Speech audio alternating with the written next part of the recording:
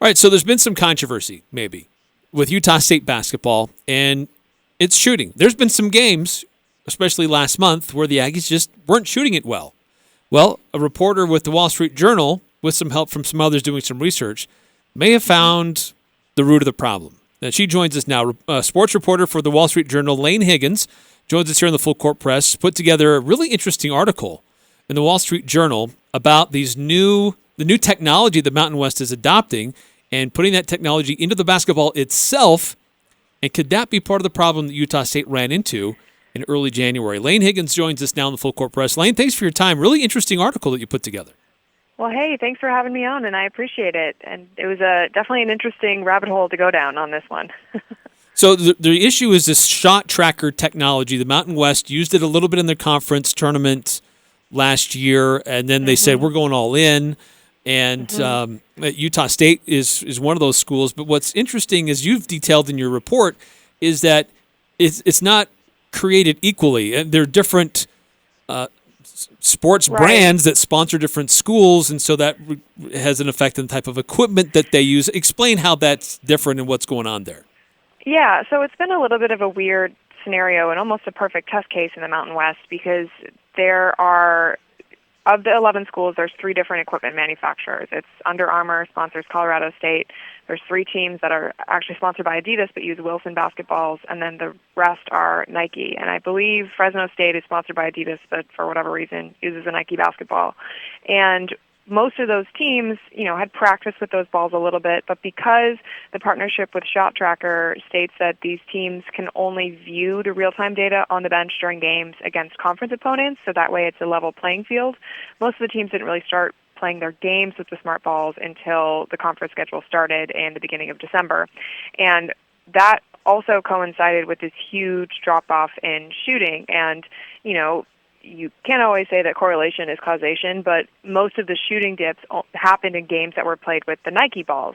And now I reached out to Nike and asked, okay, so was there anything that was different about these? And they said that they weren't going to comment on it. So it's unclear what exactly is going on in that front, but anecdotally, the players, almost to a man, and the coaches are really not fans of this ball. There's been several at San Diego State that have been pretty vocal and said, it's horrible, we hate it. And it was actually so bad that San Diego State's athletic director got a waiver from Nike to start using a Wilson basketball in some of its games. And, Nike was cool with it. They cleared it. And the reason why San Diego State, who's a Nike school, had these Wilson basketballs is I guess there was a delayed shipment. So it was really just pure chance that they were even able to switch the balls. So it's unclear if the problem is, with how the sensor is put in or if it's with the outside of the leather, or it could all just be in these players' heads. Who knows? But it certainly seems like there's something going on with this Nike smart ball. You talked about San Diego State. One of the people who was actually very critical of this basketball was leading candidate Player of the Year Malachi Flynn of San Diego State. In fact, if the article, if I look at it right, it says, quote, "No disrespect, but it's horrible," end quote. Yeah. Does that alone tell you how big of a problem this is? I think so. If you have a really prominent player coming out and saying that, and now I understand why more players are probably not being completely honest about it because these schools' partnerships with athletic apparel companies are worth millions of dollars in many cases. But, it's concerning if the athletes that you are trying to serve are not liking the product. And there's it's hard to get a much worse endorsement than it's horrible. Now, you did reach out to Nike. There was some consideration about the feel of the ball itself is a little bit different in how they've manufactured it differently or how they put it together or if it's because of this inserted technology. But they didn't really seem to give you really clear answers to this, did they? No. And, they gave me approximately 0 answers on this. They wouldn't comment on it at all. And, that doesn't mean that there's something fishy, but, from the conversations I had with Nike, they didn't really believe that the problem was on them. So, take that at face value. But, Shot Tracker, when I asked them, okay, so some of the players have been saying there's maybe a dead spot in the ball. Like, do you test for that? They said, the quality control testing is done both by them and equipment manufacturers, but they specified that the majority of the quality control testing that Shot Tracker does is just to the sensors themselves. So my guess is that if there's a dead spot, I mean, inferring from that, it probably would be more on parties outside of Shot Tracker. Laine, can I ask how you came about this all? Yeah, so I was reading about San Diego State when they went on, I think they were now 22-0 when I first started researching this, so a few games back. And one of the things that kept coming up in some of the articles I was reading is these comments about the ball. And I was like, okay, this is weird.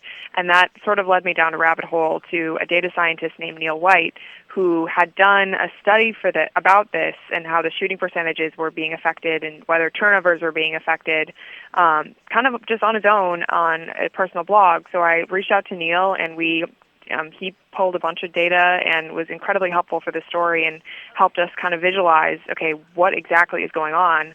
Because, I like numbers, but I am nowhere near as capable with them as Neil. So that was great to have the help of someone who could really dig into this and see and prove through, his statistical analysis that something's going on. That was interesting how you looked specifically at a couple of Utah State situations in some of their games early in the season when they're starting to use these balls. And Sam Merrill specifically, just how significantly different his shooting percentages were with this brand of basketball. No, it is pretty wild. And again, it's hard in college basketball when you have a small sample size, because even when you look at all of Utah State's conference games, it's only, a dozen, maybe more, that were played in December and January.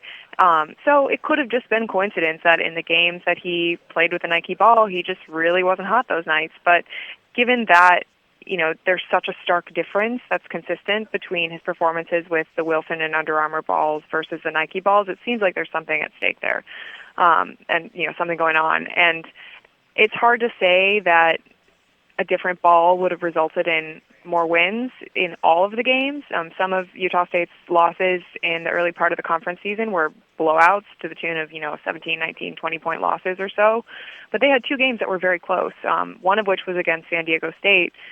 And, who knows because there's a huge mental component of basketball that comes with, making one shot. So if you make one great three, maybe you think you've got it and you're going to start making more. So you don't know, at what point in the game, if there was a pivotal shot that was missed, that maybe if it was made, if that turns the momentum. So it's hard to say kind of how this would affect a win-loss record, but it certainly put the Aggies in a position where they have to win out more or less, if they want to be a really strong contender for getting an at-large bid at the NCAA tournament. Granted, if they continue to win and end up beating San Diego State or whoever else they come across in the Mountain West Conference tournament and are in the automatic bid, they have a way in that way too, but it certainly kind of ratchets up the stakes.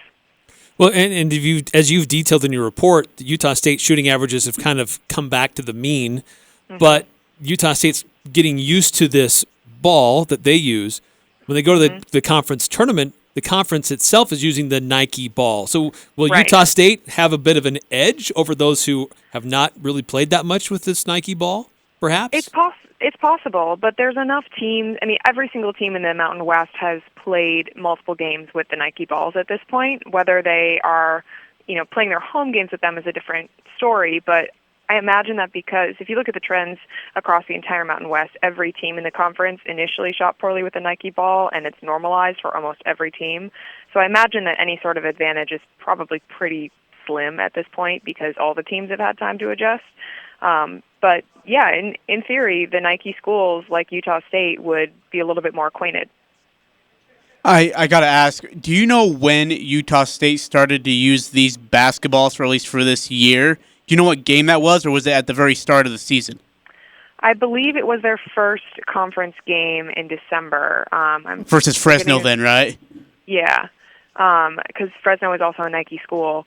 But I can get confirmation on that. I spoke with the Associate Commissioner, Dan Butterly, about when the school started using them, and he said that he thinks it was that game, but he said, again, it's possible they used it in some non-conference games before that.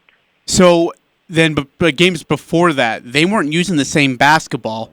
They're using a different basketball than leading up to this December 4th game versus Fresno State. Does that cause a huge did that cause like a red flag in your mind, thinking, wait a minute, you're just using this brand new basketball, not just, I guess, in the start of the season, but as we start conference play. What was your thought process as you heard these? I didn't think it was that crazy just because there are so many different equipment manufacturers that have partnerships with NCAA teams. And, Okay. And it's possible that you could play schools that are only sponsored by Wilson, and then all of a sudden your 10th game of the season is against Colorado State and you're playing with an Under Armour ball. And in theory, both teams are using the ball, so whatever disadvantage it is to you should sort of be also affecting the other team if they're saying it's slippery. But it's hard to say. It didn't seem like a outright red flag, but it certainly is interesting that it's played out the way it has. You talk about a lot of the things with the Mountain West Conference as a whole, but you take a specific look at Utah State in your article. Didn't seem like they gave you a lot of meat when you were trying to find some information, a brief statement from the university. What was that process like, and what did they give you? Yeah, well, we have a policy at the Wall Street Journal where every time that you're writing a story and you're reaching out or writing about someone, regardless of whether they're the centerpiece, well, in this case they kind of were, you have to reach out and try to get a comment. And I had reached out and had gone back and forth, had some conversations, not for attribution, with some folks at Utah State, and they were pretty candid in their assessment, but they did not feel comfortable sharing some of their thoughts, positive and negative, about the partnership and about the balls, so they opted to go for a more neutral path on that. And, if you consider the ramifications of any sort of statement saying, oh, we're blaming the ball, you never know how that's interpreted by the players or the coaches or the fans. So I think I totally understand why they chose to take the route they did. Do you think that they use these same basketballs next year, or do they move on to something else? I don't know. That is a great question. The partnership with Shot Tracker is for 5 years, so in theory they'd be using these same basketballs. I don't know if the equipment manufacturers are making tweaks, and if that's what happened here. I don't know if they are going to try to switch manufacturers. The Nike schools would try to move away, but I imagine, like anything new, you eventually do get used to it. So it might not be an issue by next year because these players will have dribbled and shot with the basketball so much that they won't even remember what the old ones are like. So it's hard to say. We're talking to Laine Higgins. She's a sports reporter for the Wall Street Journal. Really interesting piece that she's put together. It's titled "Missed the NCAA Tournament? Blame the ball." In this process of researching the ball itself and its textures and its effect on shooting in the Mountain West, was there anything as a side note about the effectiveness of Shot Tracker as a technology and how it can help in the game itself, or how these coaches are using the technology? Yeah, so the issue is not with the efficacy of the sensors. All of those seem to be operating just fine. And what technology Shot Tracker allows you to access is actually pretty cool. Like, for instance, because the sensors that are in the jerseys, in the rafters of the facility and in the basketball are tracking coordinates and location data, you can tell, okay, so if you have a play where you pass 4 times, how efficient are you versus a play where you pass 3 times? So it's that kind of advanced analytics that you can see. And I think per their website there are 70 different ones, and for sake of everyone, I'm not going to list more. I think that, that's something that the coaches can see, and if they're playing against a team and realizing, okay, if we're passing a lot, this team is figuring out a way to block our shots, we need to switch it up and just really drive right away. They can do that in real time and adjust. But that sort of depends on how much the coaches and the staff want to be using the technology. So there are some programs, I think Colorado State is actually one where they've been using it a ton, and the coaches have super bought in, and, they're changing their strategy of playing around it. And there are other coaches that have been a little bit more, I wouldn't say skeptical, but they don't use it quite to the same degree. I think everyone's looking at the data because in this day and age, if you're playing sports without backing up your theories for what's working with numbers, you're probably not going about it in the most informed way. But I do think that there are teams that, because of maybe disdain for the ball and not the sensors, have been shying away from the technology. But if I think back to my swim coach in college, and he was the type of person that typed with 2 fingers and was not very tech savvy, and something that's as advanced as Shot Tracker might be intimidating. So I kind of get that. You talked about San Diego State having a voice of opinion in this. Utah State went the political way, gave a short statement. Has there been anybody else who's voiced their displeasure about this shot tracker ball and voiced that they would rather not use it again? I mean, not that they said on the record with me, so unfortunately I can't share. Sure. Well, Laine, this is really fascinating stuff. We heard some grumblings about this when we spoke to some people ahead of the Utah State-San Diego State game earlier in the year. And so we knew that it's been an issue with them. We really hadn't heard too much about it other places. But you've done some great work on this and shed a light on something that may help answer some of the questions that we had earlier in the year for Utah State. Yeah, well, thank you. And, it's interesting because the timing of when San Diego State got the waiver to start using a Wilson ball was right before the teams played the second time. So, read into that what you will, but it certainly seems like some serendipitous timing for San Diego State. And, Laine, I might have missed this already, but did you say that they'll be using these same basketballs in the Mountain West tournament, become NCAA tournament time at Wilton? Is that correct?